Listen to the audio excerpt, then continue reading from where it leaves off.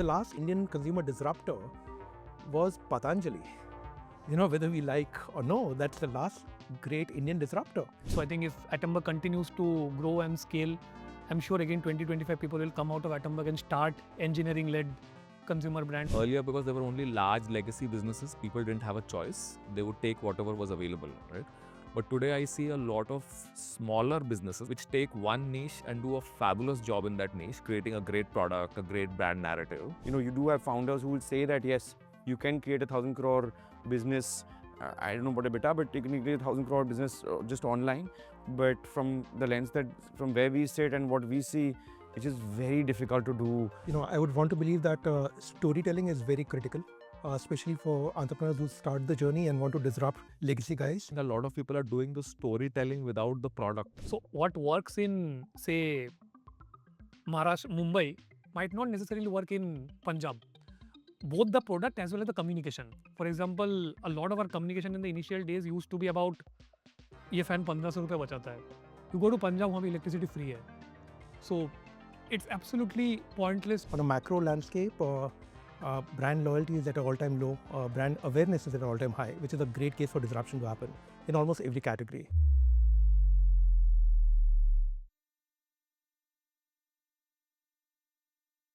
Hi everybody, welcome to the Singularity Consumer Roundtable.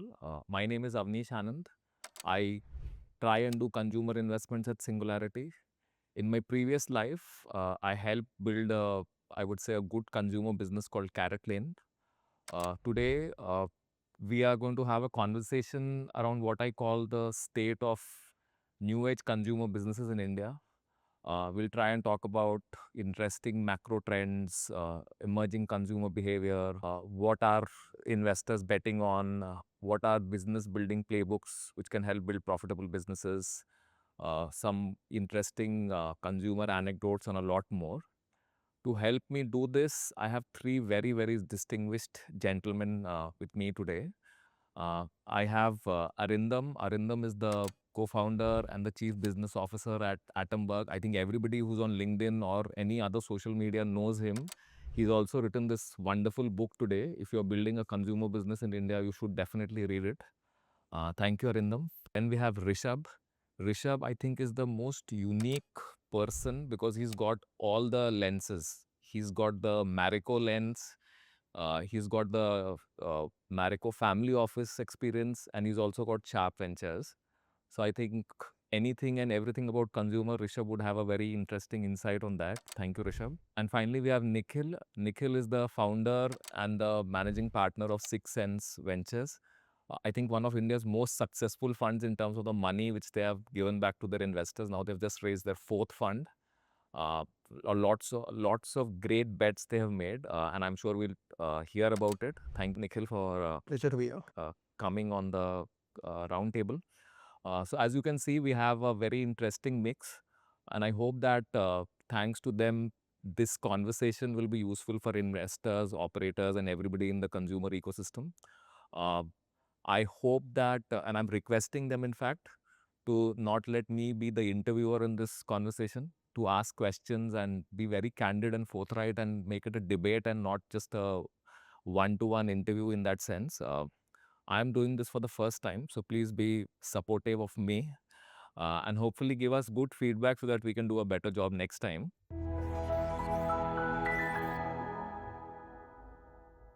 So I'm going to start off with my favorite question, which I ask everybody, which is about the new age consumer brands which you have started to consume, especially in categories, where possibly a few years back you were using a large Indian legacy brand or an international brand.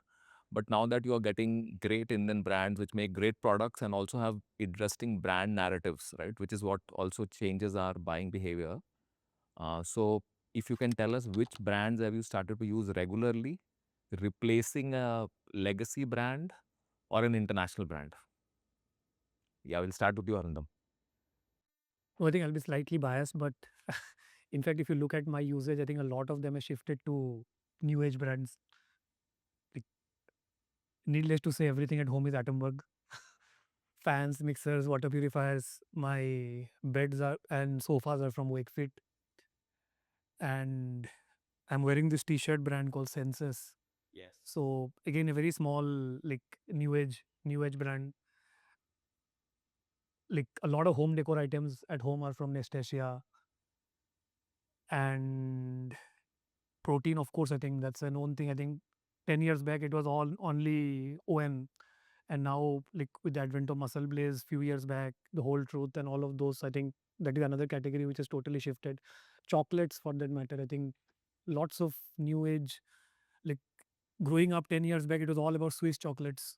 So now people are open. There's this brand called from Hyderabad, I think it's Manan chocolates.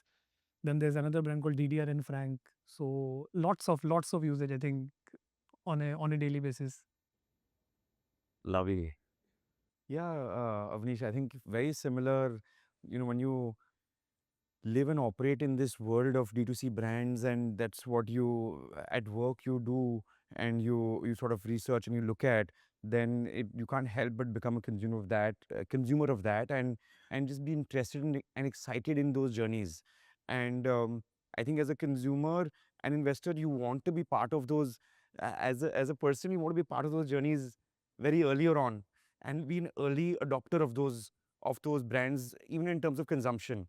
So we were just talking earlier on, and you were telling me you're talking about Bombay Shirt Company. This is from Bombay Shirt Company. So I mean, that's just one example, but I think it's across the board in our just everyday daily consumption, from everything from your coffee to what I'm drinking right now, to even the atta that I'm going to have my nachni and your jowar rotis from. That's also new age. So it's even in categories that you did not. One is the obvious categories. Now today, I think everyone's, the consciousness is increased, right? Even for the viewers watching a podcast like this, the consciousness is of a different level as opposed to it was, say, whatever, 3-4 years ago. So I think now in categories that we don't think we will, we never thought that we'll consume more, but we are actually doing that, right? Today there's a creamer brand that I'm trying out, which is a creamer. So it's a plant-based creamer that I'm trying, which is a new age brand, right? So I'm saying that not even the obvious categories, but even the categories that are not obvious, right? A kids toy brand. Today I'm experiencing my kids. I'm making them drive these RV, RC remote control cars and games that otherwise were not there, right? When we grew up, it just didn't exist. And today there's 2,000-3,000 rupee products which are great for kids as well, right? And not like super premium either. So even in categories which are a little bit massier and not just premium, you're seeing that whole D2C phenomenon really kicking in. Uh, Firstly, Avnish, it's great to be here, and especially with friends and people whom I have a lot of respect for. Uh, you know, I think it almost, the more I hear of them, it feels like we are talking with Gen Z in some form. But what I can say is, frankly, on a macro landscape, brand loyalty is at an all-time low. Brand awareness is at an all-time high, which is a great case for disruption to happen in almost every category. Uh, let's say we 4 a year out here, and let's assume that we've all been Kingfisher drinkers. Uh, I can almost guarantee that my daughter, if she drinks, when she drinks, I hope she doesn't, she'll not be a Kingfisher drinker. She would have moved to something else. And I think that is the way almost every consumer behavior patterns will be over the next decade. Uh, and I think the most critical part of that is that, a decade back, there was only one form of distribution in India. And, Attenborough is a very classical example of that, right? One form of distribution, which was 12 million retail outlets in India, the mop-up shops that we had. Uh, there was a mortal fear of taking on leaders. No one would want to take on a Marico, for instance. Today, I don't think there's any mortal fear. Attenborough will want to take on Crompton and whoever else is there in the market. Marico, I'm sure there are a lot of people who will want to take on Marico right now. And I think that's true across all brands because I just feel that consumers have moved, legacy companies have not, and that's where disruptions are happening because distribution layers have got democratized. And to me, that's symbolic of every consumption habits that all of us will go through now, today, and for the next decade. So I think it's almost a given that you've kept makhanas out here. Maybe 5 years back, you would have kept bhujiyas. Yeah. So that's the change in habits and preferences that you'll see. I'm not too sure how many of us are drinking tea right now. I guess none. I'm having coconut water out here. So clearly, change in habits are becoming evident almost across the board, across every product shelf. Uh, I remember, almost 5, 7 years back, you traveled to US or somewhere and you be with your cousins or friends, and they would have the bathrooms would be full of Indian brands. Our bathrooms are full of foreign brands, which is quite an irony. I think that switch is also starting to happen now. That I think there's a lot of trust about Indian brands, the reliability, the product proposition, and so on. I think that is what is getting Indian disruptors becoming very real, and which is where all of us are consuming that. But if I take the slightly opposite view, right? Which categories do you think are the hardest for the Indian new age consumers to get right? Like, as in personally, because like all of us are now into health and fitness also. So, for example, if I look at the running shoes, and we are all using the only international brands, right? And that is where, while I know people are trying, but it's such an engineered product with such deep R&D required that I feel that that might be one of the harder ones, right? Like all of us using or possibly using an iPhone or a Samsung phone. So I still feel that there are some categories, possibly the ones which require the largest R&D investments. But I think with the way the manufacturing scene is changing with the government interventions, I'm sure that will also change. But yeah, I think most of the other categories, we are seeing enough disruption over there. Just if I can, it's interesting. We look at India and we've all seen it for a few decades. I, you know, I remember in my research days, and I still think of myself as one right now. All of us would think of cracking the capital infidelities of the world. Yeah, that was a big high. If you've cracked those guys, no one cares about them now, right? It's more important to crack SBI and ICICI and HDFC and so on. They are better, bigger, and so on. So it doesn't matter. It's true in investment banking also, right? Earlier we used to talk about Merrill Lynch and Morgan and Credit Suisse and so on. Today, I'm sure Attenborough is going IPO, right? And you'll possibly hear, and I don't know, but I'm presuming that he'll possibly line up on Axis Bank and an ICICI and so on, right? IFL and so on. So I think that preferences for Indian homegrown is becoming far more imminent and logical. I think the areas which will be slightly tougher, and maybe it will take some time, I don't think it's impossible, is that if you look at premium luxury, for instance, I think there's still this affinity of saying that are Indian brands premium enough? Is 80% good enough? It's possibly not, because for that customer, maybe 100% is good. So maybe that's one hump.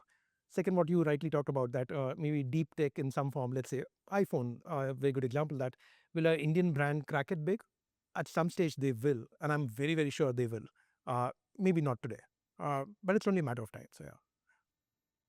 Yeah, if I just were to add to what Nikhil was saying, I think in terms of, maybe, and could be one thing that Attenborough is solved. I don't know if this is the right way to put it, but tech is a barrier in some of these businesses, and getting that supply chain differentiator also for India, that's a big challenge. I mean, if you talk about just consumer, and fine, you can talk about consumer tech as well, but just very limited brands that you see out there where you have some supply chain advantage or some tech advantage out there.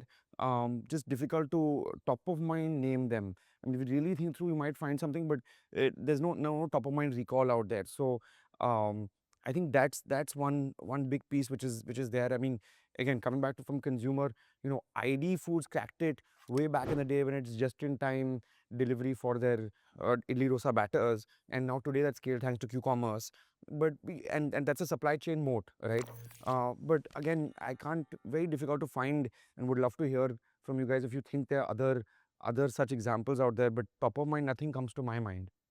But I think that's also going to change with time, and that's happening, right? So you need few large successful engineering led companies to emerge. And say for example, the fact that something like an Ather has emerged, I'm sure there'll be 20 people coming out of Ather and starting engineering led consumer. They will become like the PayPal master. Absolutely. Same for Attenborough, right? So I think if Attenborough continues to grow and scale, I'm sure again 20-25 people will come out of Attenborough and start engineering led consumer brands which are solving real consumer problems. And we have started, because I'm there in these appliances, we have started seeing a lot of action. There are now new age brands in chimneys, air conditioners. People are take, these are steps that people would not take 10 years back. लोग सोचेंगे भी नहीं कि मैं AC बना सकता हूँ, मतलब it's like it just, the barrier was too high in their mind. So I think now that barrier has gone. So because of few success stories, that barrier has gone. The talent is getting better and better. I think what the government has done with PLIs and all, I think they have given a massive boost to electronics manufacturing. So in fact, if you look at like India would be one of the best places for electronic manufacturing as of today. And that we have seen that change in 10 years. So when we started, it was very difficult to get even the basic toolings and all done. But now in the last 10 years, again, we are still nowhere close to where China is. But I think we have seen massive progress in the last 10 years. And once this ecosystem builds, once you have the talent, once you have capital, like people who have the investor who have succeeded with Atomberg and Ather, they are going to back the next five like tech-led consumer brands. So once you have capital, once you have talent, and once you have the ecosystem that is needed, the suppliers and all of those, I'm sure you will see lot more of the kind of brands which you spoke about, which we have not seen so far in the last 10 to 15 years. I think even in consumer hardware, there are, if you think about an ultra human, it's actually a product which is selling globally, right? And I was also very surprised, but the reality is that, while there is an Aura ring which is available and a Whoop which is available in America and Europe, people are also buying the ultra human. In fact, there's a very small company, I say small because today they are small, called Cradlewise, which is an AI enabled crib, which is doing so well in Which Sam America. Sam Altman Altman posted. tweeted about it. Yeah.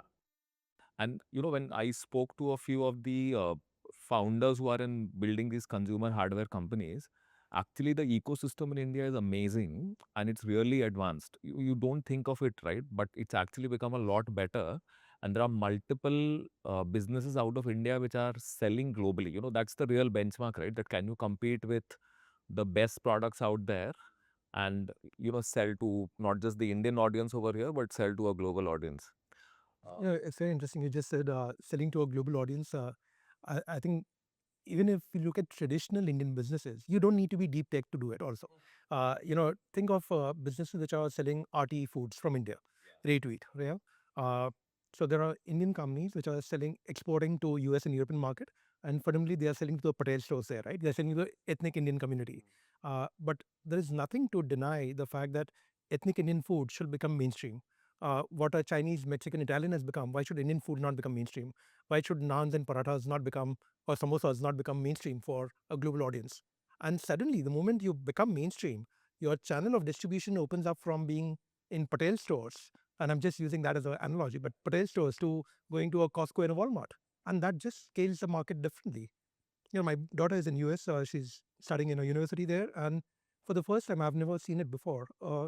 US university has an Indian mess, which is incredible, right? So the Indian palate is becoming almost acceptable, and to me, that's again a big opportunity, even in a very very traditional business like selling ready to eat food. I think there's opportunity. I think it's a also a given that if India is going to become the third largest economy in the world, by default we can't be lagging behind in almost most parts of what we are looking at today. If pizza and pasta is Italian, then why can't we have chole bhature and idli dosa, which is Indian and Completely. it's ubiquitous to global palates? Completely. So I'll pick up on something which you said initially, Nikhil. You spoke about brand awareness being very high and brand loyalty being very low, right?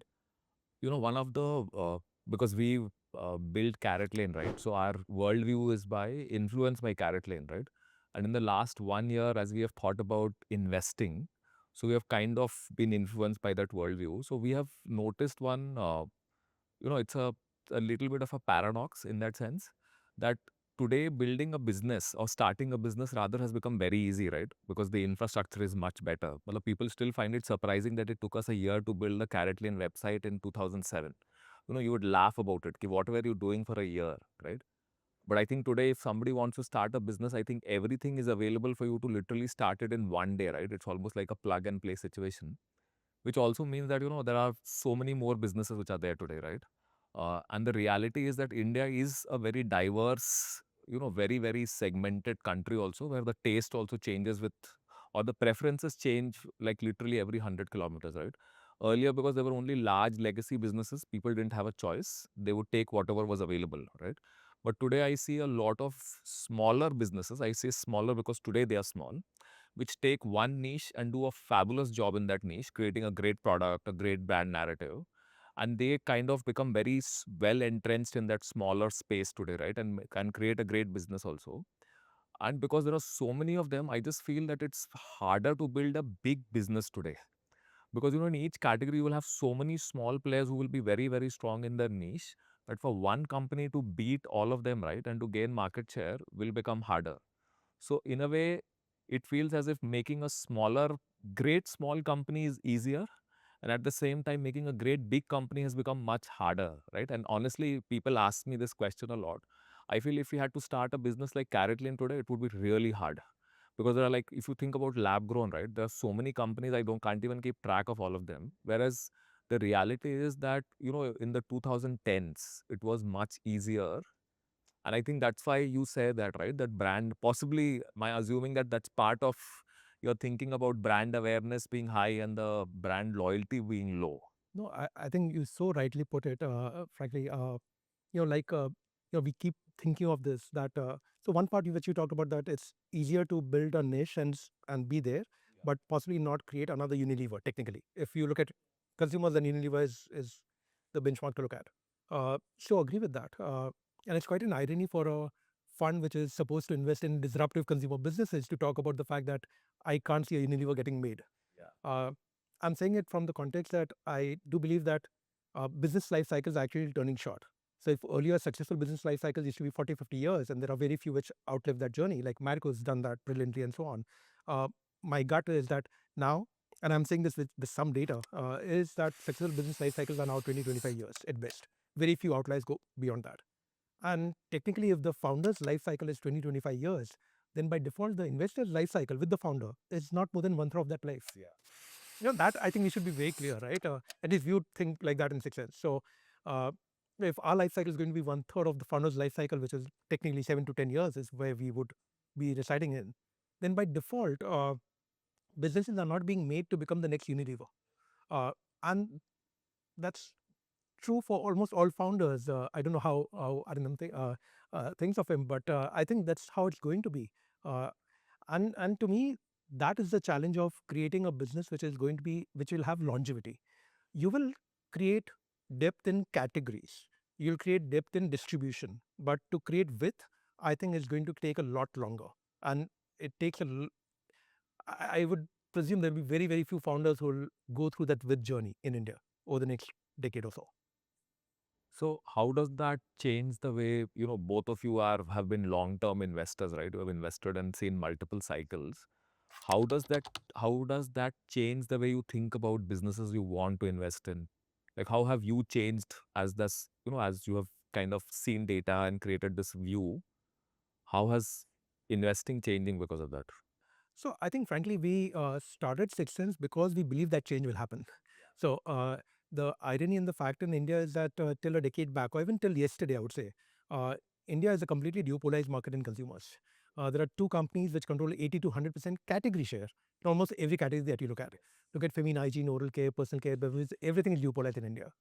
And it's not because the brands are super powerful. It's not that they have Intel inside. They don't have an Intel inside. So there's no IP attached to the brand. But it's just that distribution of the moat that all these companies had historically. That moat has got completely democratized. Capital was not there because there was no distribution, right? So even if I had a better product than let's say Marico, for instance, and I'm just taking Marico as an example, I would be knocked off the shelf because Marico controls 60% of shelf space in India. So there's no chance of me outshouting Marico. So there's no point in someone funding Marico, funding someone who's challenging Marico. I think now that mortal fear is gone, distribution is available, capital is obviously available, and second is that I don't need to be 40% of Marico's distribution to challenge Marico anymore.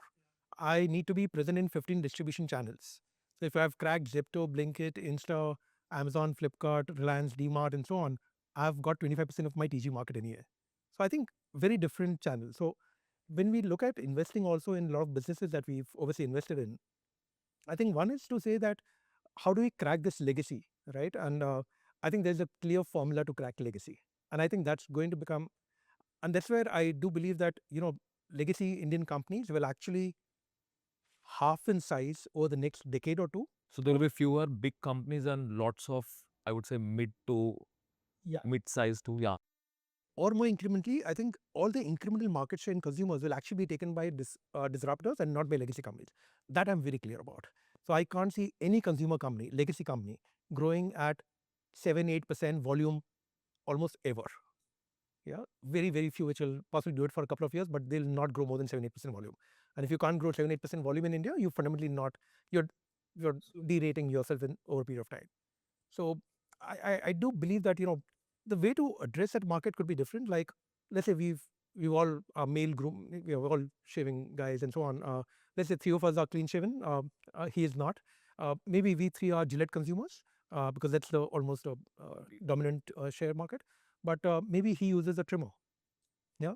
The irony is that the next generation of consumers, which is the 16, 18-year-old guys, are all like him.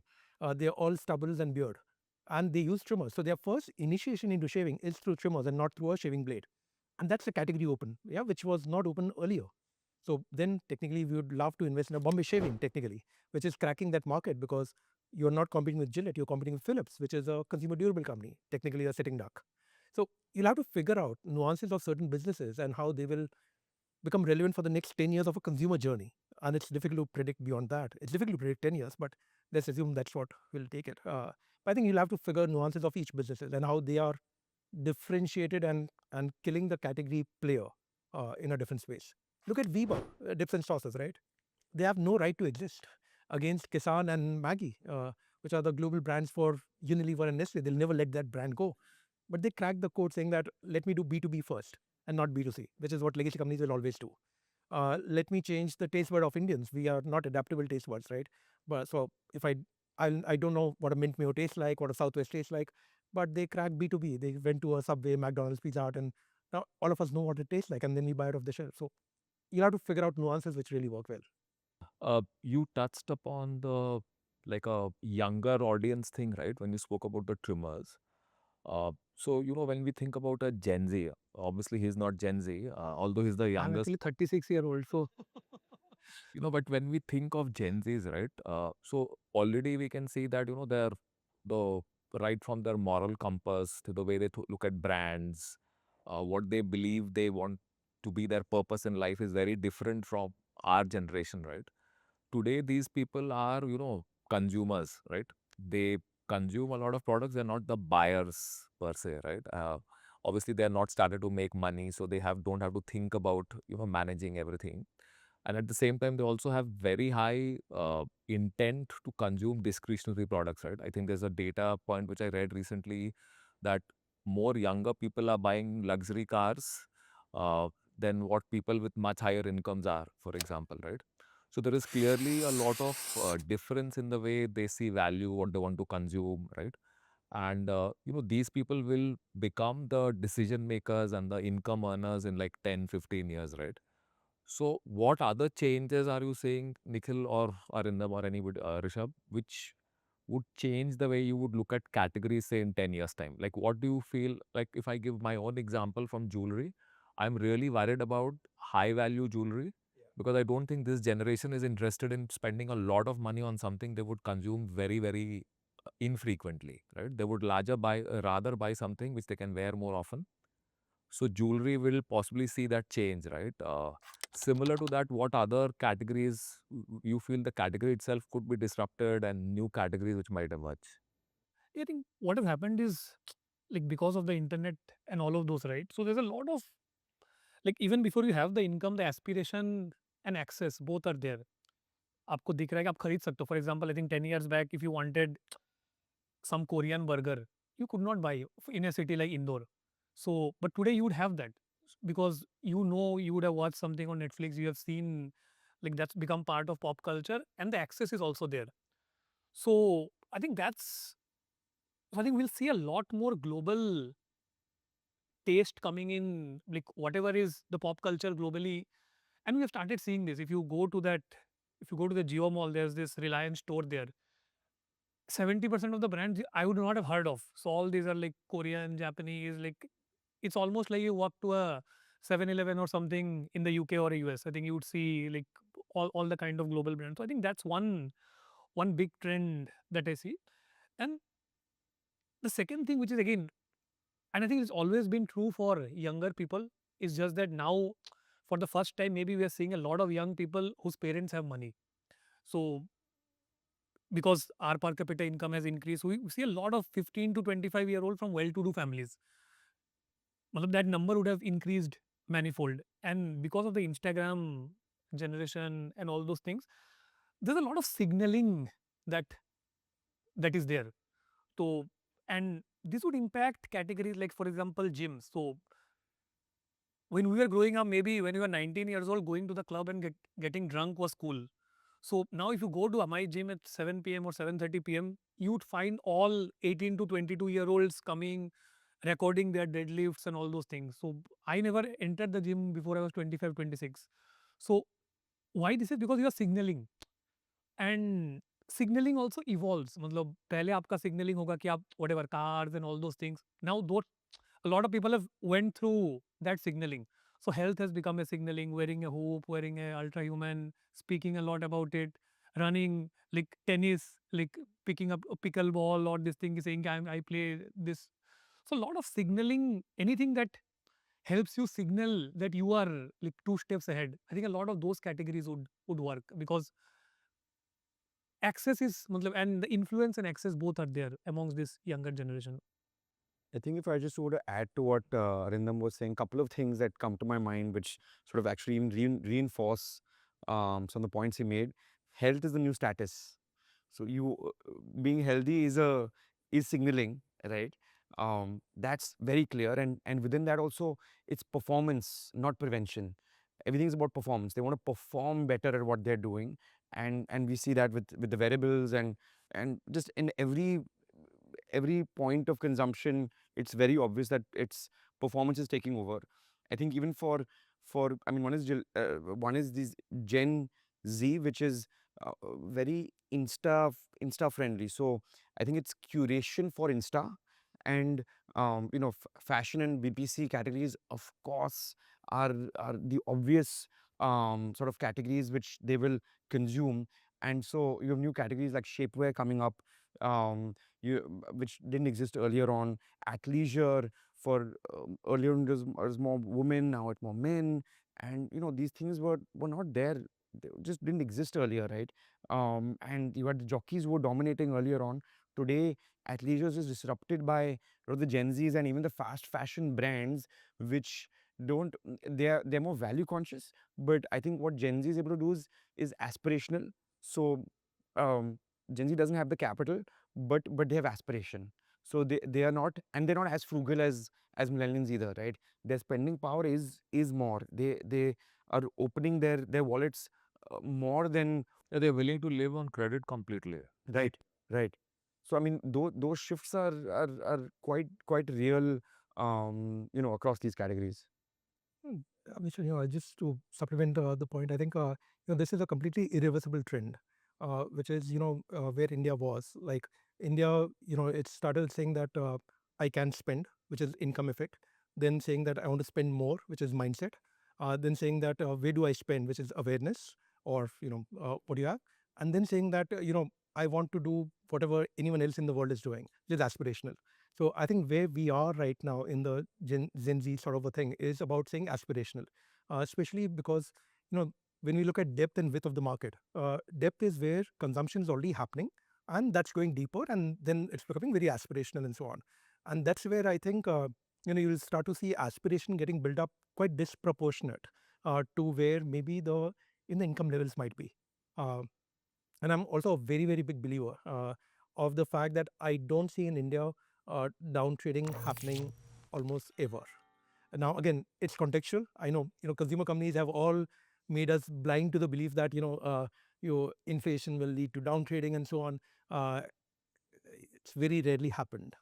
It happens for a very small blip period. As long as it's within a band, I think you don't see that happening. So once your aspiration level goes up, by default, you will actually stay there.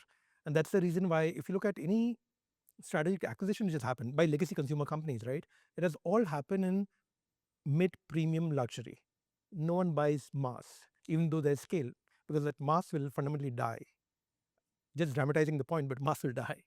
So premium luxury is where people will want to acquire assets in, because that's a very sticky one, and it's a very longevity-driven asset to be part of. You spoke about the mass part, right? There is something which a value retailer told me that earlier, when there was suppose fashion changed in Paris, right? Then it would take some time to come to Bombay, and it would take a little more time to reach a Lucknow or a Kanpur. And by the time it reached a Bareilly, it would take another month, right?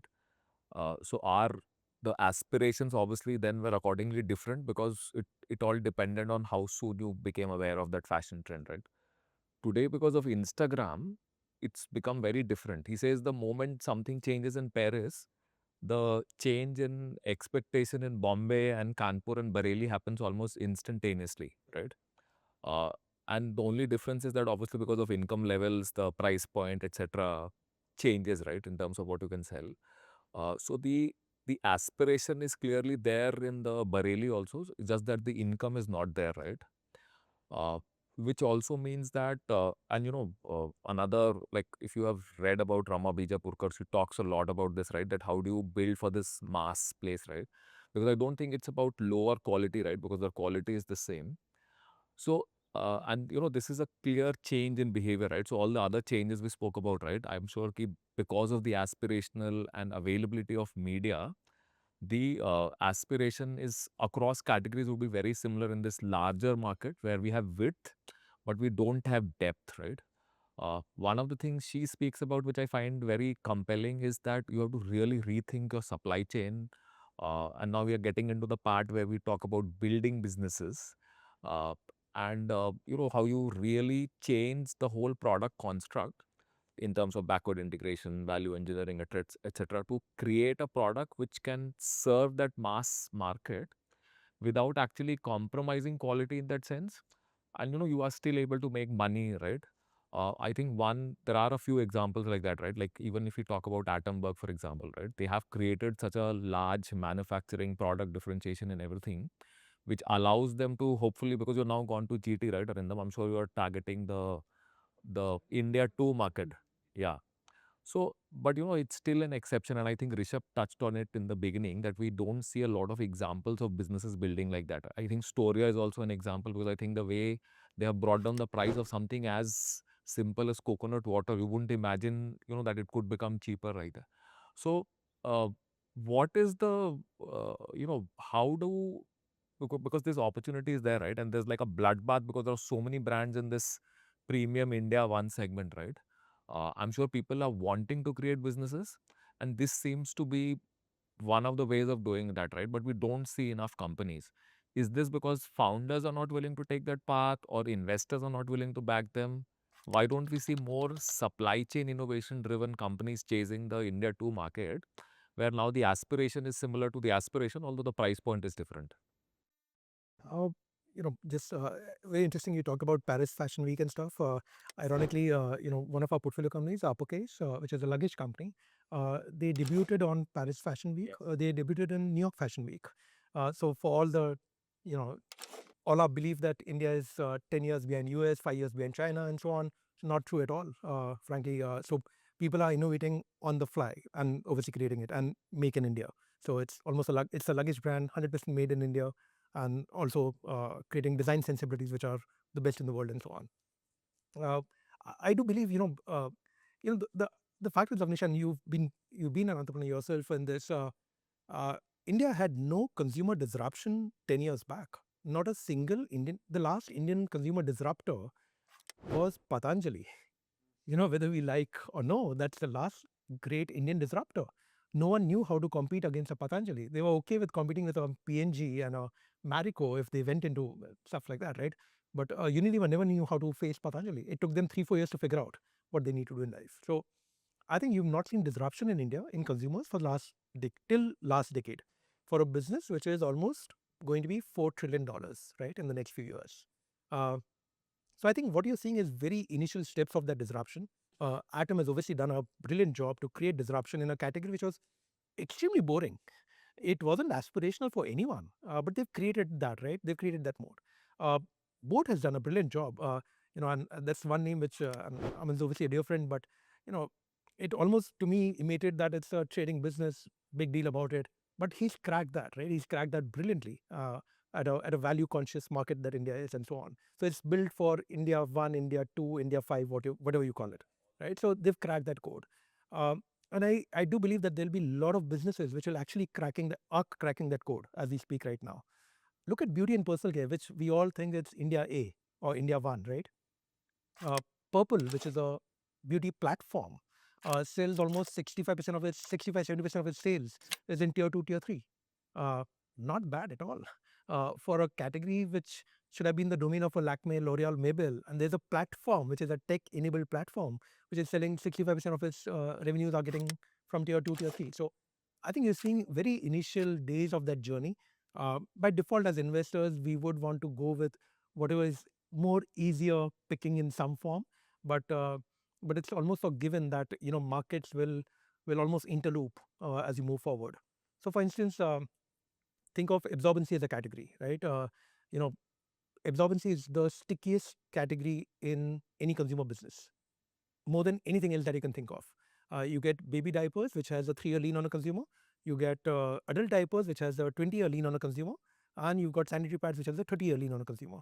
And that entire category is less than 15% penetrated. 1.5. Globally, it's almost 70 to 100% penetration. Now, and you get a consumer lean of 3 years to 30 years. You can't get better than that. But do I need to strangulate the market by going to tier 1 and compete with a Wix and compete with a Whisper and Safety? I may not need to do it. I go to tier 2, tier 3, strangulated from there. So I think there'll be different models which will evolve, different businesses which will evolve, but I see that happening, converging very, very fast in India now. So that differentiation, which possibly Ramaz also talked about, I think that will collapse in the next 5-7 years. I can't see that becoming very dominant theme as you move forward. And maybe he obviously is in a category which is possibly started with tier 1, but I'm presuming they would be significantly tier 2, tier 3 now. So again, and it's not that like brands have not been built for tier 2. I think we have always had regional brands in India, right? Say for example, this Balaji, which was like very big in Gujarat before they became, and like that's how India is a very unique country, right? Because every state, every geography has their own like specific needs and all those things, and you would find a lot of regional brands which were built. And so one is the new age brands coming like and building brands. Another trend that I see, which is again for a lot of mass brands, there's a lot of tier 2 brands which got, say for example, a Milky Mist, like was started in Coimbatore and this thing, right? And now we are seeing so many of those brands coming and building. There's Gopal Snacks, which was again like very regional focused, and so a lot of those brands are also getting built. The challenge is that brands which start off with tier 1 is this two front. So one is how do you maintain the brand imagery? So if you sell a fan which is both 2000 rupees and 10,000 rupees, it's very difficult to straddle like the entire thing. So you'll have to like, and so that's the number one challenge. The number two challenge is of course distribution. So like tier 2 even today is very, very GT heavy. Like I was in Bardhaman last month, and just to understand how people buy those like pedestal fans. Surprisingly, the pedestal fans that sell in rural markets are much more expensive than what they sell in Mumbai, because they used it as a second source of cooling during summer. So in those 3 months, it's there in Bihar as well. So Bihar, Orissa, Bengal, in entire that belt. So every 2 years they buy a fan which costs 3,500, 4,000 rupees. These are these metal Farata fans and all. But it's very difficult to influence that consumer sitting here. So you will need to build that distribution, ensure that the retailer is a big advocate of your brand. You need to have very strong electrician programs on the ground so that the electrician is, because the trust that a lot of people in tier 2, tier 3 cities have on the humans, that is the retailers, the electrician, is also very high. And that's why it's very difficult to sit here and like the same playbook saying I'll run meta ads and I'll get them to come to the website and buy. I think that playbook would not work. And it's not an easy thing to build. It's not easy to build that width of distribution. The quality of distribution should be there, and also the quality of engagement at a retailer level. And you do it across thousands of retailers in every state. So I think these are the two broad challenges. And the third challenge, of course, is ki PMF hacking. I think this is something that I spoke about multiple times. A lot of people struggle because your PMF was only limited to a certain set of people. if you make say very good looking fans but they do not give air delivery, your PMF is limited to people with air conditioners, people living in metros for whom the primary buying criteria for a fan is it should look good. If it is not able to compete on what those consumers in tier 3 cities are looking for example, something like a remote is an asset for a lot of people. But if you go to tier 2, tier 3 markets, the response that I got from a lot of people was कि हमको remote वाला पंखा नहीं चाहिए, वो बच्चा तोड़ देता है. अभी मेरे को remote कहाँ मिलेगा? If that happens, where do I get another remote? You will take 7 days to, how do I control the fan and so on and so forth. So you need to figure out what the product gaps actually are for that consumer. And I think a lot of brand scaling is all about PMF expansion. And PMF expansion has multiple things. One is the price point, another is the channel and the geography. So what works in, say, Maharashtra, Mumbai might not necessarily work in Punjab.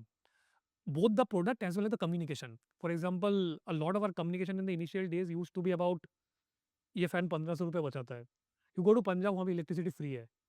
So it's absolutely pointless to say that. For a long time, even in Delhi, a lot of electricity was free. For people who actually care about that electricity savings, उनके लिए electricity already free था. So you need to again figure out minor nuances in every geography. I think HUL has done that well for a very, very long time. I think Marico has done that for a long time. Like they have this concept called winning in many Indias.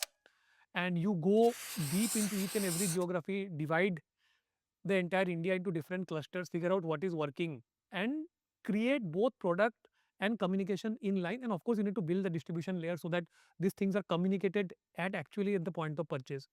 And we see the same thing in mixer grinder as well. Now, surprisingly, mixer grinders, the biggest market is TN. TN. About 40% of mixer grinders sold in India is TN because they use it on a daily basis. For us, it is negligible today because our product is not made for that heavy user of mixer, and this is made for modular kitchens, people who are like It's also the largest because government is the biggest buyer. absolutely. So again, you need to figure out for every category, for even for water purifier, every state in India has a different water quality. For example, something like Bangalore, you will have two different kind of water. मतलब कभी आपका municipality का पानी आएगा, कभी tanker का पानी आएगा, दोनों का TDS अलग है. So you need to create products accordingly, make variants accordingly, and also communicate that both digitally as well as at the point of purchase if you really want to scale a brand pan India. And that's not easy to do. ये आपको repeat करना है, हर product के लिए आपको repeat करना है. So you just imagine product multiplied by channel multiplied by geography. So you have to repeat that every time again and again. So in a way, you kind of are going back to that thing which we spoke about earlier, that in each market or each niche, there will be somebody who might be just doing that one thing but doing it really well. So for somebody who wants to gain more market share, right, and scale the business, in a way you have to right from product innovation to distribution to marketing, you need to do all of that to gain that market share, right? And we have seen brands do it. For example, आप HUL का चाय का ये देखोगे, right? Their tea is actually different. The same brand का जो taste है, AP में अलग होगा, because you can actually divide India how taste palettes change. And I'm sure Rishabh would know that from like how that change. So people have done that. It's just that a lot of new age brands maybe do not like give it the kind of attention. मतलब it's taken by assumption कि saying कि यहाँ पे चल गया तो बस मैं expand कर देता हूँ. I just open so many counters pan India. It never works. And we have learned it the hard way because 2020-21 when we had done pretty well in south and west, when we went to north and east, it just failed for a year and a half. वो बिका ही नहीं, माल नहीं बिका मतलब. And then we learned it the hard way कि never expand until you figure out what that geography needs and do you actually have what your product does it have. Sometimes your product might have, but you have to tweak the communication. The same communication will fall flat. So in a way now, we have kind of moved to the scalability of business part, right? We spoke earlier that today it's almost become impossible to create the next Unilever, right? But if I just, bring the bar a little lower, right? And say that, okay, if we say that, how do you build, say, at least 1,000 crore company, right? I'm not talking of the Unilever level. Or you create 100 crore EBITDA company, right? Which is a reasonable aspiration, right? When you're building a new age business. Because I think there's still very few examples of that, right? So I think let's take that as a benchmark, right? And we also realize that there is great competition, right? And brand loyalty is lower, which means that the premium which you can charge because you have a strong brand is not available, right? Which is something which is important to increase your gross margin, right? Uh, not having a strong brand also puts pressure on your marketing CAC, I'm sure, right? And if you have to, to scale, if you have to keep creating new products, keep changing your marketing and distribution, I'm sure that also puts pressure on your PNL in various ways, right? All of these things in a way make it harder to create that profitable business and create that 100 crore EBITDA company, right? Uh, and at the same time, it's interesting because now there's so much focus on profitability, right? I think the number of deals which are happening today have kind of come down, which is very strange in spite of the fact that it seems that there is more money in the market. So profitability is actually a great thing, right? I feel that it's possibly a sign of the maturity of the ecosystem also. But let's just think about, how do you build a profitable business, right? And let's take the goal as building a 100 crore company, right? And we spoke about all the problems in doing that, right? There's more competition and there is so much diversity. But there are great examples of that, right? And there's one example of Atomberg, right? Where the advantage started with the product differentiation, right? Like a truly different product, right? So Arindam, tell me that you spoke about the scalability challenge, right?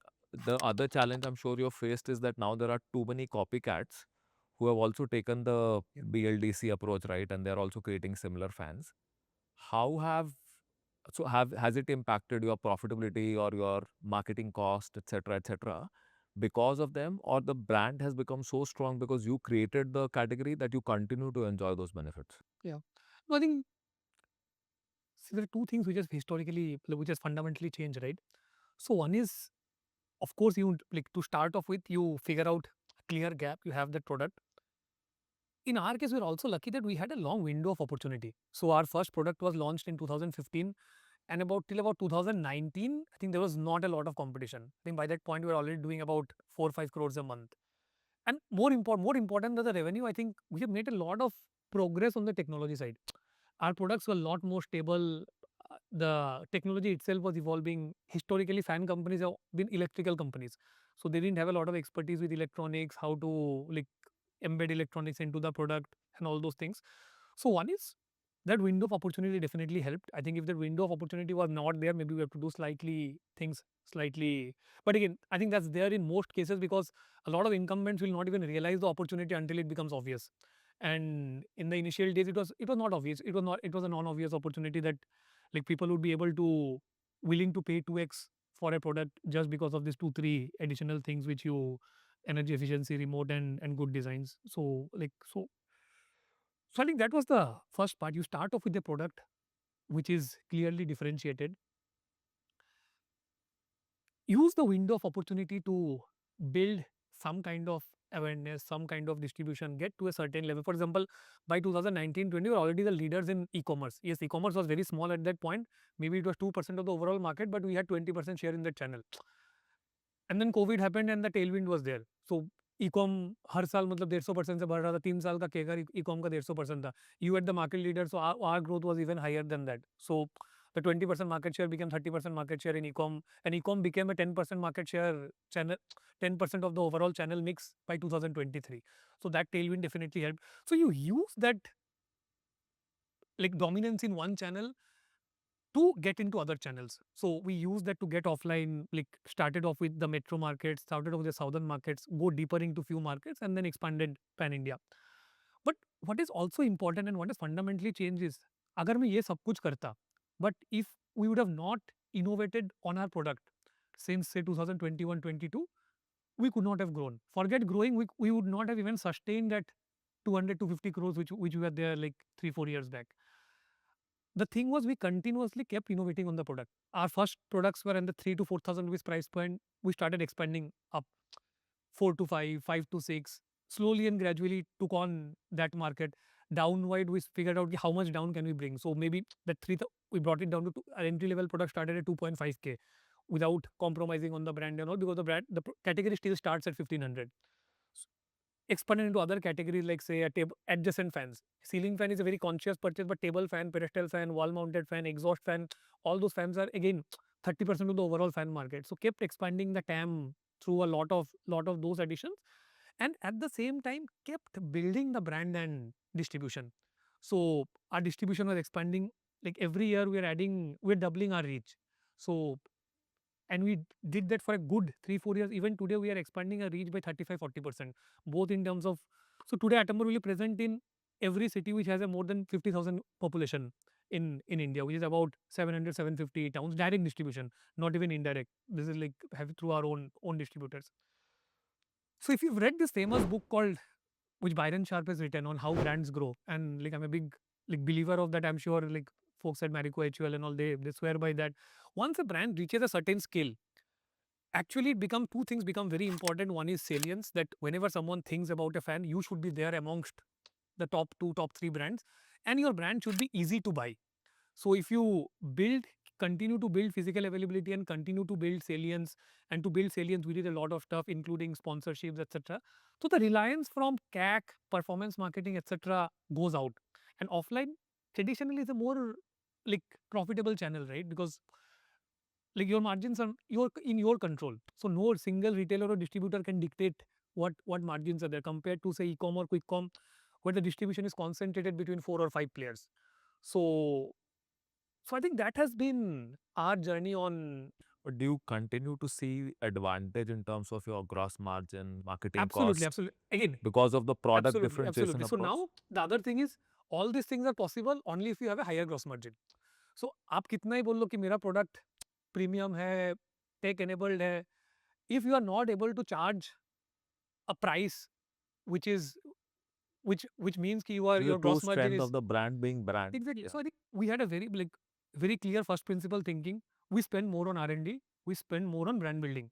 As a now my R&D spends plus my brand building spends should be less than the gross margin delta.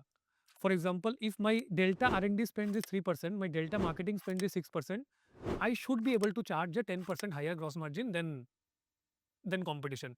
If I'm able to not do that, then there's a fundamental problem in the, फिर उस price point में PMF ही नहीं है जो मैं करने की कोशिश कर रहा हूँ. So So even with competition, you have continued. absolutely, absolutely. Now how we have been able to do it? One is again backward integration. So we started manufacturing our own motors, we started manufacturing our own PCBs, like do as much of backward integration as possible. Second is economies of scale. So if you're doing 1 lakh fans a month and 5 lakh fans a month, I think the scale benefit that you get is also a lot.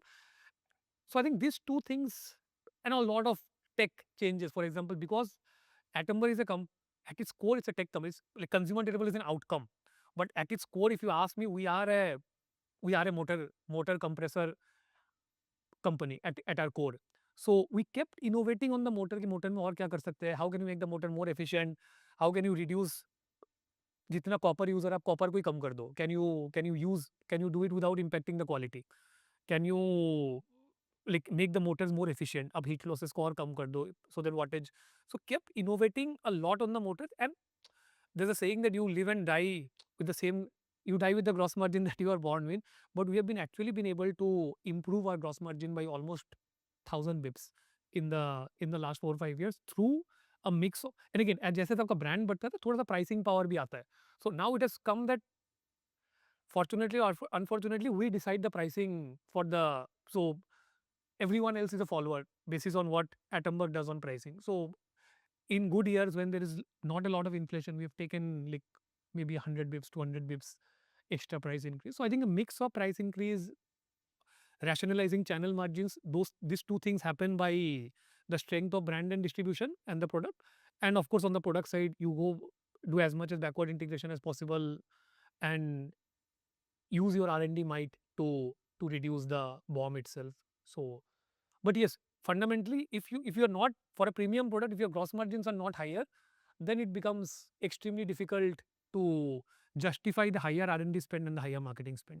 And see, you're clearly on that path to get to that 100 crore EBITDA number, right? You've already crossed the 1,000 crore revenue number. So in that sense, this playbook is clearly working for you. So now I have a question for the two of you, right? Ramesh, can I just say this? Your hypothesis that India consumer market is hyper competitive, Yeah. I think it's flawed. Okay. Indian consumer market is actually not competitive at all. And that's the reason why legacy consumer companies in India make 60-70% ROIs for perpetuity. They've been doing this for last 40 years. So frankly, if it was competitive, you can't be making almost 10x your cost of capital, which is what legacy consumer companies have made in India. And that's the reason why the values are being not yet.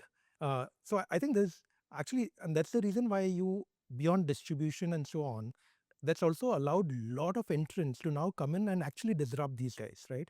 And that's a fair thing. You don't find legacy consumer companies making that sort of ROIs globally, right? And they've been existing for a couple of decades, a couple of centuries, right? India, it's actually not competitive at all, right? There's actually a very easy way to make money in Indian consumer market so far. Uh, I think what the disruptors like what Atom is doing right now is fundamentally cracking that niche also. And there's enough elbow room to do it. And you're starting to see that happen. When I said that no one's going to become Unilever, I fundamentally meant that you don't need to become Unilever to crack Unilever. Unilever is getting cracked across different spaces, right? They operate in 18 verticals today, um, and they're number one, number two in all of those 18. My sense would be that over the next 5-10 years, possibly 6 or 7 verticals, they'll no longer be amongst the top two players. And I'm not saying contextually that someone's going to hit them in soaps and dates. I think no one cares, right? So no one's going to even bother there. But what will happen is that if, let's say, Unilever is saying that cleansing is the category and soaps is the playbook, and we have 58% category share there, and every quarter they still want investors, analysts to get blinded about the fact that that 58 has become 58 and a half or 59, and they've increased market share, maintained market share. What they lose purpose of is that cleansing has moved from soaps to face wash, face scrub, where they've got a 20% market share. So they are maintaining market share but losing wallet share, which I think is a big change that you're looking at. So over a period of time, you will find disruptors who fundamentally are taking on wallet share, which is most important to look at over the next decade. And second is that there are entrepreneurs, I would want to believe, who are really cracking it very well at a suboptimal scale. You did talk about 1,000 crores as a benchmark. I would say consumer businesses, 400 crores is a great benchmark. Couple of 100 crores is easier to do because consumers are fleeting, they don't have brand loyalty, they are very happy to keep moving brands. But if you've done 400 crores, it means that consumers are actually coming back again and again. That is sticky enough, and there you create your profitability curve and so on. So, or if you have line of sight of profit. So if consumer businesses lose 5-7%, I think that's a very comfortable number to go with, because that means you need to increase price by 2-3% at best, which is easy to do at some stage in life if they want to do it. So I do believe actually that firstly, legacy companies are getting broken up in spaces which, not as the entirety, but in spaces they're getting beaten up. You've seen fog, right? That's a very classical example. Dashanbai launched fog, and it's a very natural category. Everyone was using deos. It's not a new category, but you know, deos were getting marketed saying that you put on a deo and 10 girls chase you, or you smell good, people get attracted to you, and so on. Uh, Fog launched saying that I give you more spray per deo. So why even overtalk the virtue of a deo making you smell good?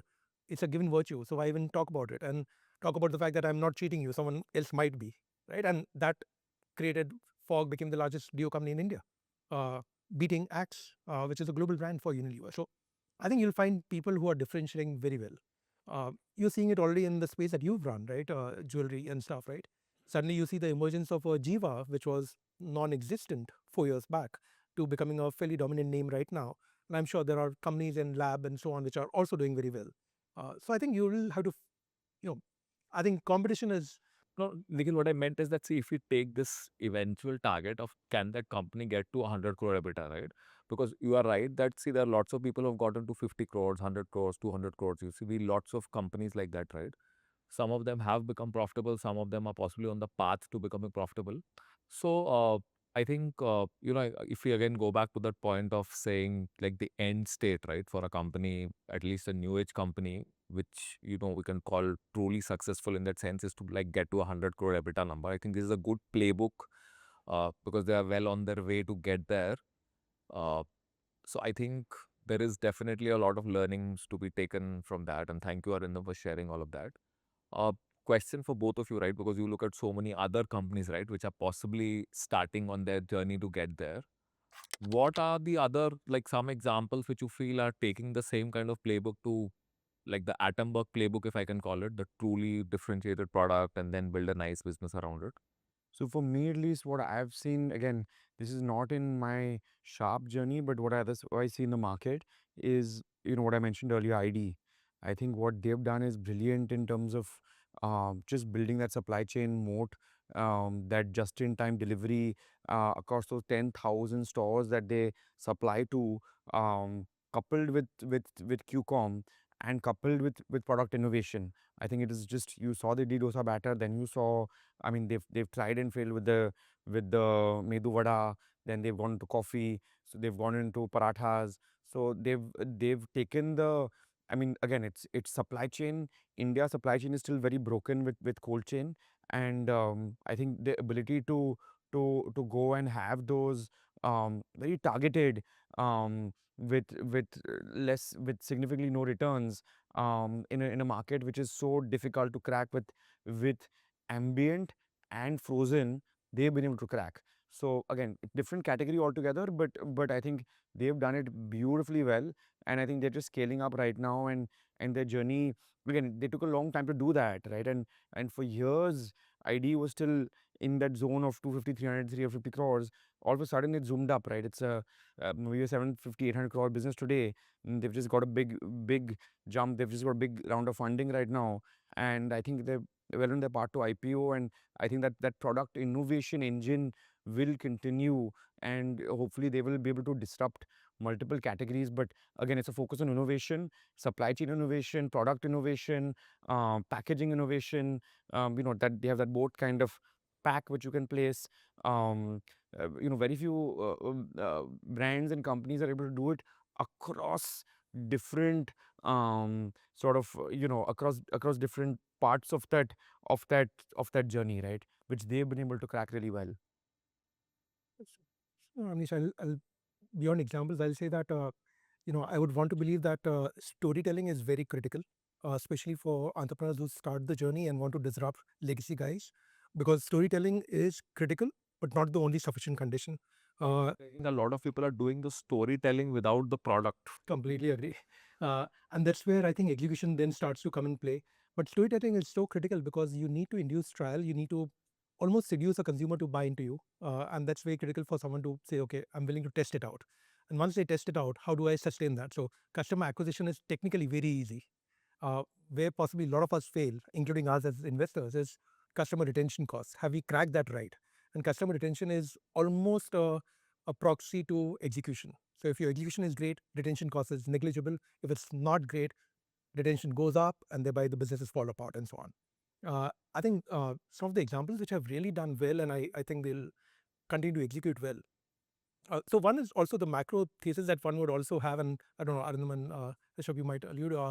There are 100,000 ideas in India which are getting funded by people like you and me and so on, who are putting in some seed capital and so on. But the fact is, there are only 1,500 great execution guys in India. So by default, anyone who's executed well will get overtly valued in the near term. And that we'll see it across the board almost. So I think there's a premium to great execution and great founders, and that I'm sure all of us are betting on, either as a business or as investors, we are betting on that. I see that happening in a lot of businesses now. So like, if we was to say 10 great disruptors in India in consumers in the last 5 years, we'll frankly get only 10. You'll not get beyond that. But if I have to say what it will be in the next 5-10 years, possibly there'll be hundreds. And I'm very sure about. And you start to see the initial sense of that getting built up. So businesses like Jiva, which were complete online play 3 years back, have now done 300 offline stores, which is crazy pace of execution to be done. And you've been running a business like that, right? To create 7-8 stores monthly for 3 years is flawless execution to be done, and they've cracked that. Companies like Bombay Shaving, we've talked about it and how they've cracked the code which legacy companies did not do a great job of. Or look at companies which are just doing fabulous in the way they conduct themselves, which is the impact that they create, like a food, which is a flour to incense stick business, and it's just superlative intent, and it almost using waste temple flowers into incense sticks and so on. I think they've just done a fab job to move forward. So I think you might also have businesses which may not become 1,000 crores. They'll become more possibly at some stage, but not yet 1,000. But they'll be extremely profitable in what they do. because that moat is something which will remain with them for a long period of time. And I can't see someone cracking that very easily. So, that retention of that brand or that business will become very strong, and thereby the value proposition of that brand. So I do believe that you will actually see disproportionate disruptors emerging in India over the next 5 years. As a fund, we obviously invest in businesses like Arindam's and so on, which we've missed out, by the way. But, I can tell you, from now to the next 12 months, we'll have 6 companies from a portfolio going IPO. Uh, it just means that when businesses grow, they grow much faster than you envisage. And when they die young also. So hopefully we have a very small quadrant which are dying young, but significant part which are growing very fast and so on. So it's kudos to entrepreneurs who are, and also consumers who are adapting to these new age formats very easily. We touched upon offline, right? And we touched upon retention. Again, if I have to go back to the Cr example, right, which I'm most familiar with, I think the path to profitability, one obviously came from differentiation on the design part and supply chain. And I think the marketing cost really started to come down once we got our retention act right, which obviously comes from execution. And then obviously the offline stores. In fact, I personally feel that, and I might be wrong, and I would love to hear everybody's views on that. But is it really possible to create like 100 crore EBITDA company without going offline in this country, like in a new age consumer business? It might be very controversial, but I really feel that it's just really hard because you can't get your marketing and your new customer acquisition, even retention, because the offline stores also help in building trust, because people see a physical thing and it really It helps. depends on the category. For example, I think something like headphones or earphones. It's again today I think it will be high. I don't know the exact number, but my assumption is it will be greater than 50% would be online, or say trimmers for that matter. I think because I know the Amazon Flipkart number. I think it's a fairly large chunk of the market is already sitting. What I've realized is it's very expensive and very difficult to change a consumer channel preference. And कि अगर किसी को, and that's why I mentioned about shoes, right? So that's a classic example. A lot of brands have tried to do that with shoes, online shoes बेचना ये करना, but they figured out कि if someone is okay, मतलब always buy shoes offline. So when you are getting him to buy shoe online, you are doing two things. First is you are convincing कि मेरा product अच्छा है, you come and buy. Second is you are also convincing him to change his channel preference. So basically, changes behavior, and changing consumer behavior, channel preference at scale is, I think, a very difficult thing. So if the category operates 90% offline or 80% offline, then it's very fair to say that 80% of the profit pools also lie offline. Maybe slightly higher share of the profit pool will lie offline. And if you are not present or not operating in that channel, then I think it will be very difficult to get to whatever profitability number. So that is one. And second is when distribution gets concentrated, right? It's not that like a Zepto or a Blinkit are like making tons of profit. So they have their own path to profit journey. Brands have their own path to profit journey. And when we have 2, 3, so there are only 2, 3 quick com players and there are 50 brands in every category.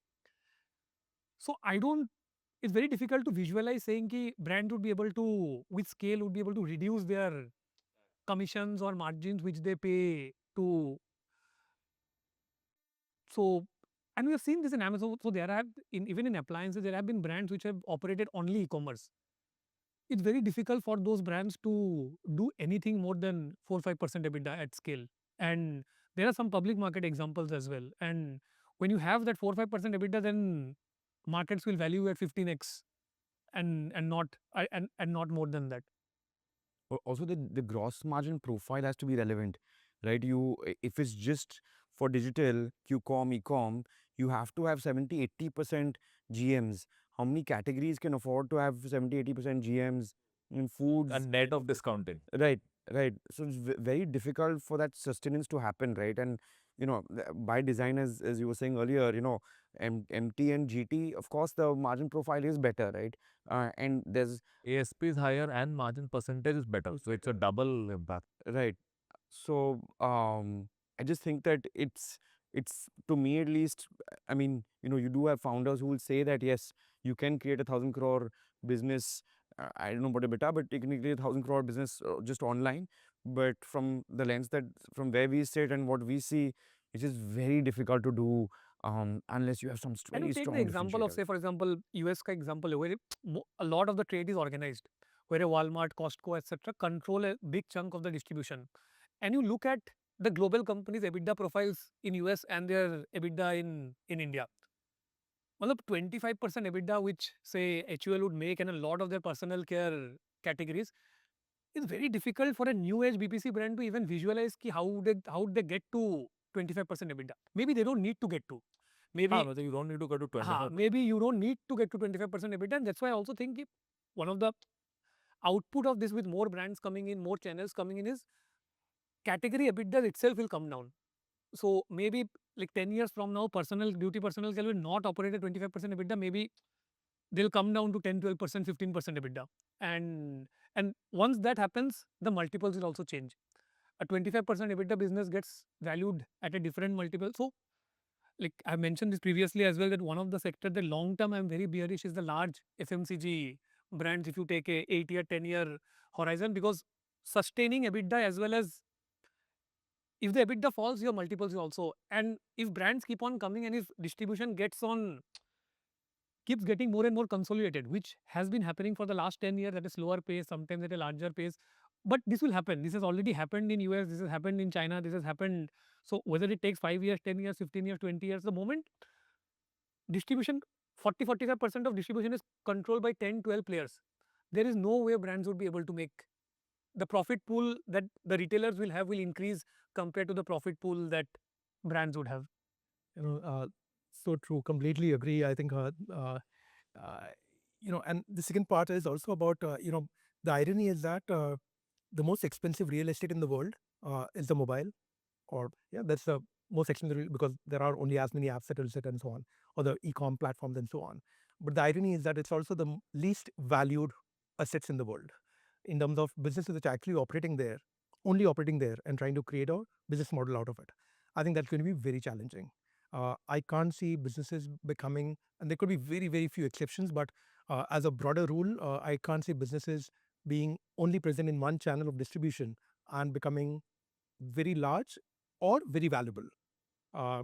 So, for instance, think of businesses like ice cream, for instance, right, which have really grown crazily over the last 3-4 years on the back of quick com and so on, or biryanis and so on, right, which have all done extremely well. I can't see how I can give a value to those assets because these are distribution-led products. The moment I buy it off the shelf, then I'm saying it's a brand. If it's distribution-led, tomorrow it may change color, it may change. A biryani by kilo might be something else. I wouldn't care. So I'm not too sure whether that's the brand that I'm even relating to. Um, Also, I think a lot of entrepreneurs will want to treat digital as an entry point, and they should, because that's where you get your TG right and product innovation funnel and so on. But it almost becomes like a R&D funnel to be used. You crack that code, maybe there's an expense to crack that code, but it also enables you to create products which are relevant for the TG that you are targeting, and then move offline faster and crack and get the customer stickiness done it, because offline is a limited shelf. So if you crack that limited shelf because of the unlimited shelf that you were present in, I think that's possibly the best way to monetize the asset.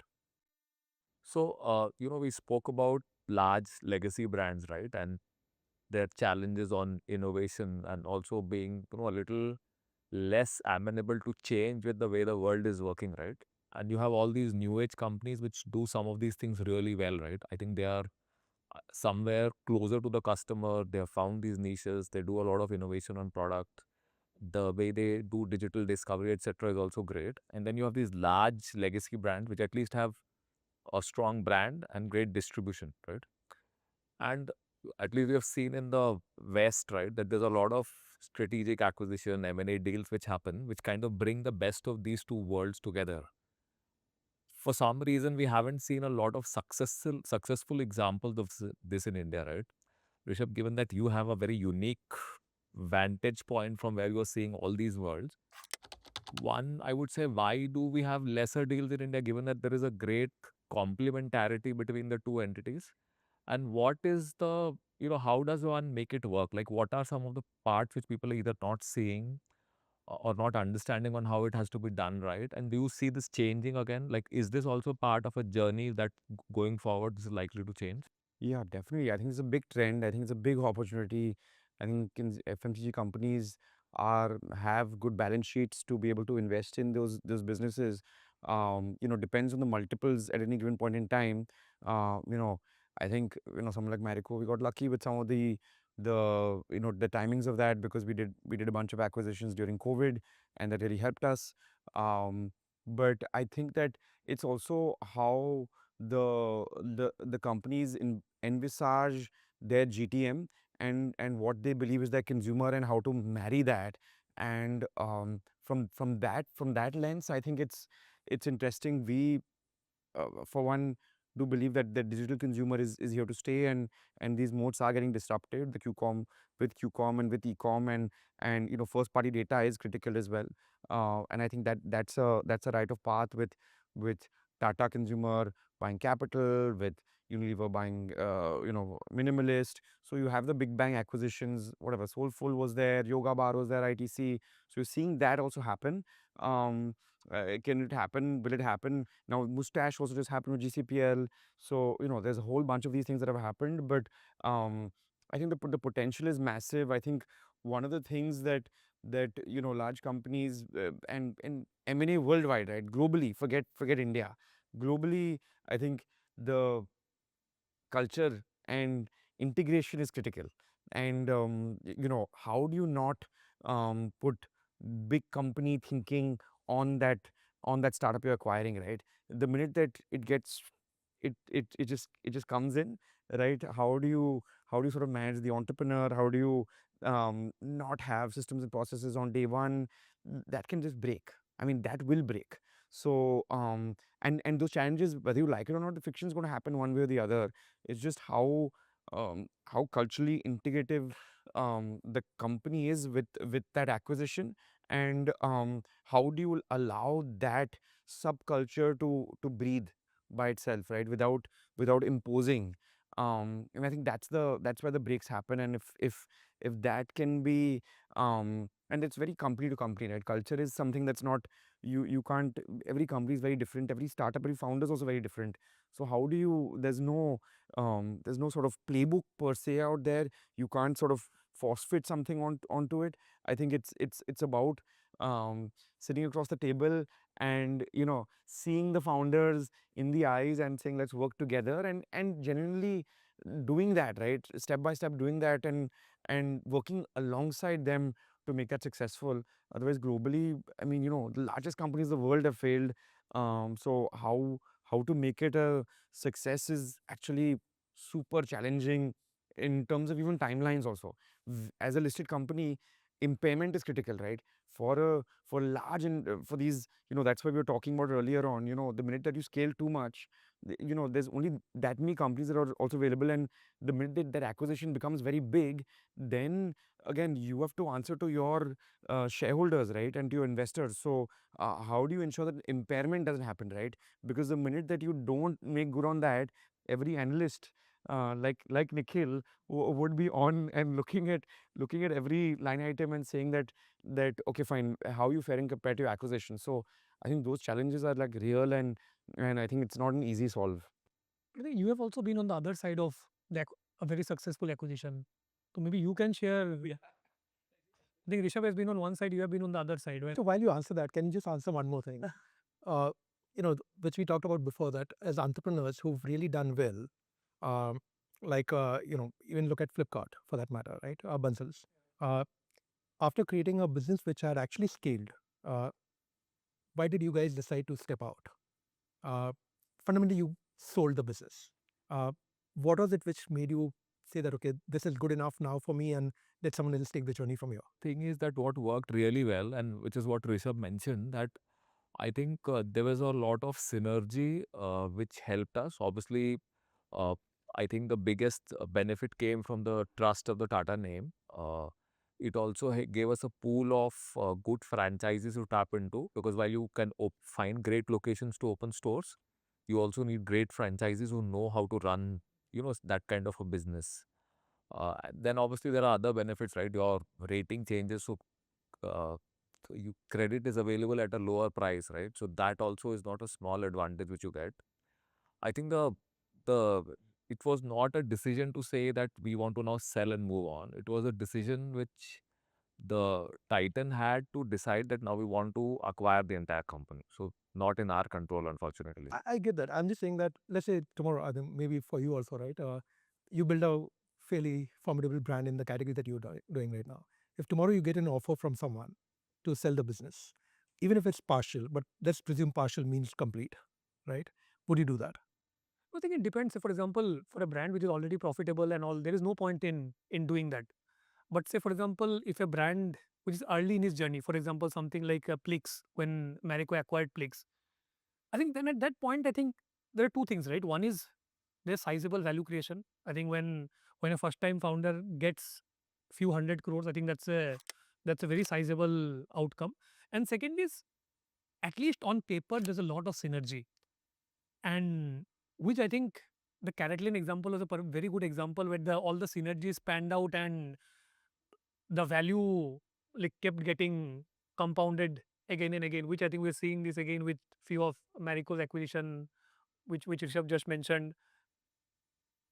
So I think these are the two things why, and I think the same thing would be true for Flipkart as well, right? At that point, because they realized that with Walmart's might, that could be sustained for lot longer, and you would not need to keep tapping onto private markets again and again and continuously be on that. I think Blinkit is again a very good example of an acquisition creating massive value for all stakeholders, like the acquiring company as well as the company getting acquired. So I think it's a mix of all of these things, and all of these are very large acquisitions. So Blinkit and all of those, I think there's a at a fairly large scale. And actually the majority acquisition happened in 2016. So it was another 8 years for which we were able to, run the company together and create value for everybody. So I think in that sense, it's a reasonably long time after the a majority acquisition happens. I think there are less examples of. Now that's a rare example. Usually, typically what happens is people exit in 2-3 years. So that way it's a very unique example of the founder staying and scaling the business along with the acquirer. And to answer your other question, Arindam, I think what Rishabh touched upon, the cultural aspect is very important. Because I feel a lot of times a lot of focus is given on the business and the financials, but not so much on how you get two cultures to kind of come together, right? And even on the, I think sometimes people miss out on the customer homogeneity or, overlap between the two businesses. Because while they could be both in FMCG, they could be serving very different customers, and the large GT channel of the FMCG company might not be relevant. So I'll just quickly move to one thing which I wanted to talk about, which we haven't covered, which is AI, right? Because I feel AI has the power to really change a lot of things, right? So because you guys again look at lots of companies, while we as consumers and in general users of AI are seeing a lot of things change in our lives, right? I'm sure all of you are using a lot of AI, and we have started to use the AI tools more than Google search today, right? I think hardly anybody uses. Most people are not using Google search anymore, which is bad for their business. But where are you guys starting to see the impact of AI in the P&Ls and the balance sheets, or in terms of real tangible business or financial impact for companies? Like, what are the use cases which are really working well and delivering value?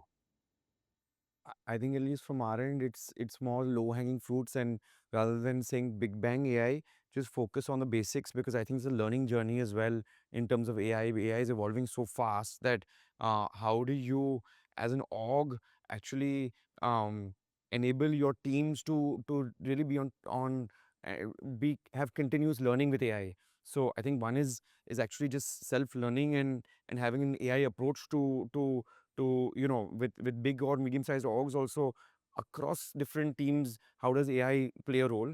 But I think the low hanging fruits are in supply chain optimization and marketing costs. Like we've seen marketing costs drop drastically with creatives, with overall ability to move faster and move quicker online, or to do A/B testing, to do some of this stuff.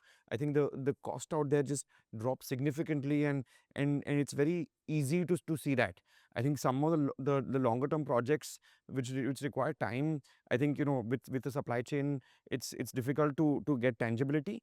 But at least what I've understood is one is the marketing, and two is like, even if you have say where you're talking to consumers regularly, I think even stuff like call centers, and having call centers have voice AI and enablement out there to automate, that becomes very quite seamless, and it's quite simplistic also. It's not sort of, you don't have to change as much, right? Because and some of these things with AI, there is a learning curve as well, and to bring about some of those changes, it takes time. But I think these are more quicker, easier fixes to do. But I'm sure there's a lot that can be done. No, in like I would say it's still very early days when it comes to actually see any kind of impact on PNL. I think what has definitely helped is efficiencies have improved. I think you can, especially with respect to data, reports, automation. I think automation was there previously as well, but I think now it has gone up couple of couple of notches of what what kind of data view you need. Like decision making becomes slightly quicker. With content also, I think the at least the hub and hygiene content which you need to create. For example, एक product launch करोगे 10 image चाहिए, 5 explainer video चाहिए, and so on and those things. हाँ, जो कोई बनाना भी नहीं चाहता था. मतलब no creative person want to do this kind of this kind of work. So I think those things have gotten lot cheaper, lot faster. And from a consumer point of view, I think one thing again we still haven't figured out is what you have rightly mentioned, a lot of the evaluation, and we operate in all evaluated categories. मतलब चलते फिरते mixer grinder water purifier नहीं खरीदोगे आप, थोड़ा बहुत evaluate करके. पहले वो इवेलुएशन यूट्यूब में होता था, गूगल में होता था. Now a lot of the evaluation is move to the chat GPT, Gemini and all those things. So how do you ensure that like your name or your brand gets positive, like the AI platforms have a positive disposition towards your brand for certain important searches and all. I think so that's going to be a big opportunity, and like brands who get that right, especially in evaluated categories, will win big. So I think that's a big focus area, but I don't think it's too early for me to speak anything on that, on what we have achieved there. So broadly, I think yeah, these are 3 4 things. In a long term point of view, a lot of things can happen, like on, say for example, share of display is something that's very important for us. Now we are present in 40,000 counters. तो हर दिन अपना team का कोई जाता है वहाँ पे every week. अब क्या करता है, वो फोटो भी खींचता है, बट पहले वो फोटो से मतलब to figure out what your share of I think display. and now I've seen a device where you just Yes. move it around and it captures. So I think that picture to analysis, I think that becomes more important. We, like between our customer service and pre-sales calls and all, there would be some 100,000 calls that happen with consumers every day, every month. Like between, some people want to see demo, some people have service queries and all those things. Now it is manually impossible to analyze 100,000, but you get transcripts. So a lot of early sense, you build hypotheses around what consumers are looking for. What I it had a lot of data coming in previously as well, but now you can make better sense and better use of those data. But again, these are all what I'm saying. These are all early stages of this. I don't think we are anywhere close to implementing any of these at 100% efficiency. I'm personally most excited about the opportunities in offline. Yes. Because for the longest time we would see, great data for the digital part of the business, right? The website and the app. Like you could literally see each and every action of each and every customer, but there was very little information available for the person who walked into a store. And now I think there is, What's happening? yeah. So both the video feed which is available as well as the conversations which are happening offline, I think now there are people are working on that technology and the early results are already starting to look very good. In fact, I think just before we started, I think Yash was mentioning about like CCTV cameras being a big market. Now, if you add the AI layer on top of CCTV cameras, I think that's a 10x bigger opportunity. So just for, imagine the conversion yes, experience inside the yes. So store. every retail store at some point will have a like a AI backed CCTV camera which will give you say daily reports, weekly reports, what all are walking in, after how many seconds someone is. For all these years, people have not yet solved the simple problem of how much footfall actually happened. Yes. So finally, I think we are getting to a stage that with technology, there will be an objective answer to that question.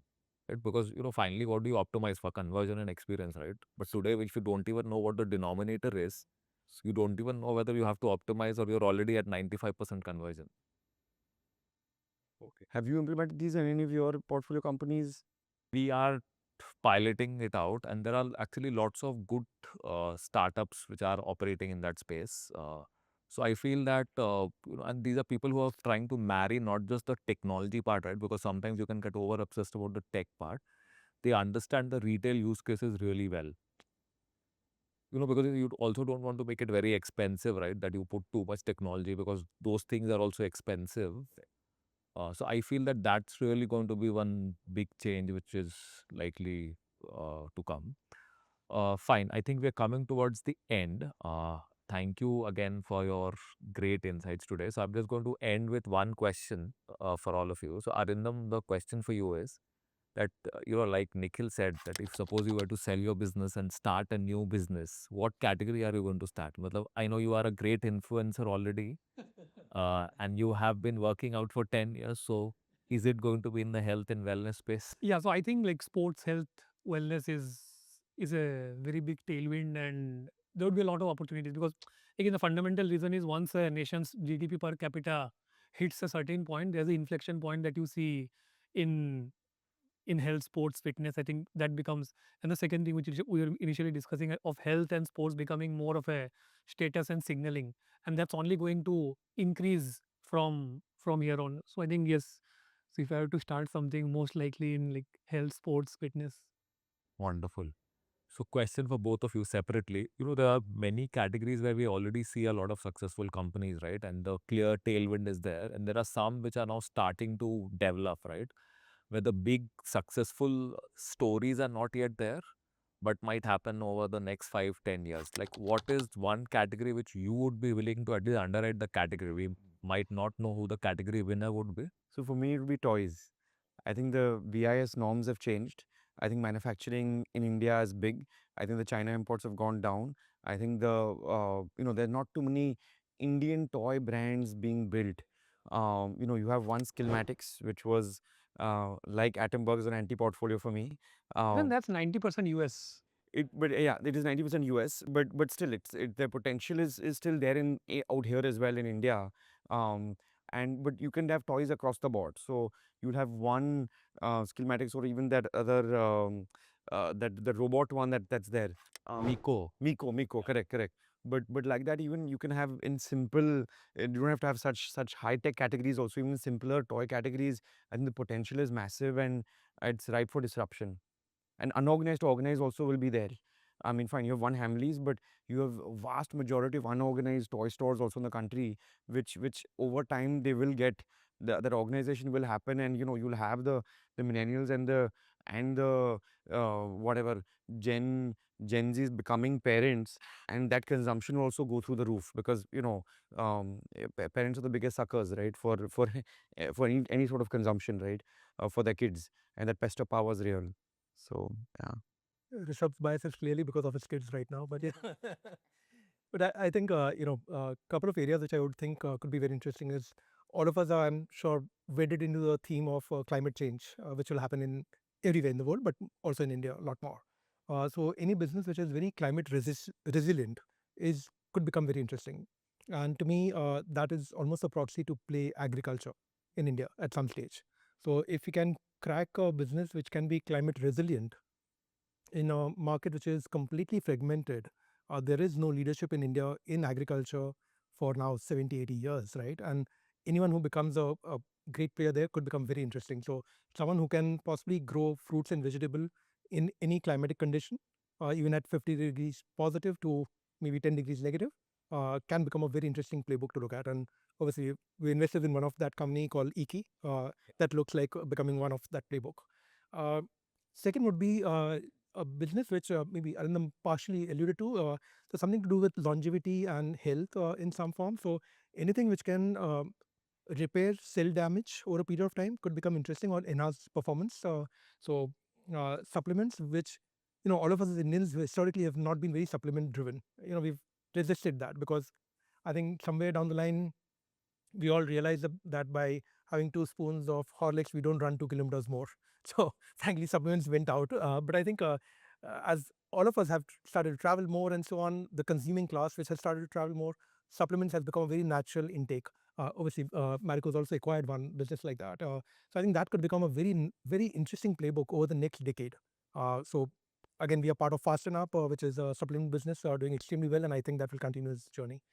And the third area I would say is when we segment India more than regionally or geographically or income levels, I would say let's just divide it into age groups. So if I look at elderly care, now we tend to ignore that category. Loneliness is itself such a big theme. Okay. Yeah. So if you think of that, that's actually India is the largest market in elderlies, right? While we think India is young pop and so on, but obviously India is also aging fast, right? Just surely size of the pop.